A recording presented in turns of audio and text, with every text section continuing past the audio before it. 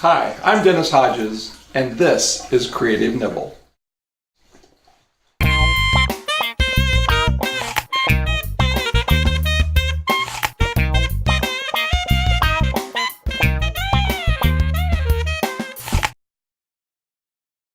Have you ever wondered why you have such great ideas in the shower? Well, it's really sort of a perfect storm of events. Number one, showers are relaxing. The warm water flowing over your body releases dopamine, and the alpha waves in your brain are floating around, connecting.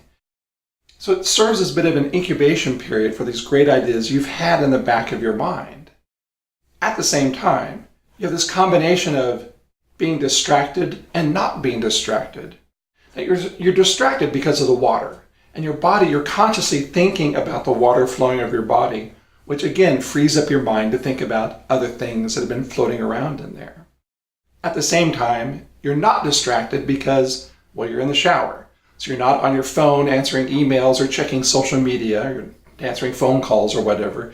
You have a chance to be isolated and have no distractions and enjoy that moment.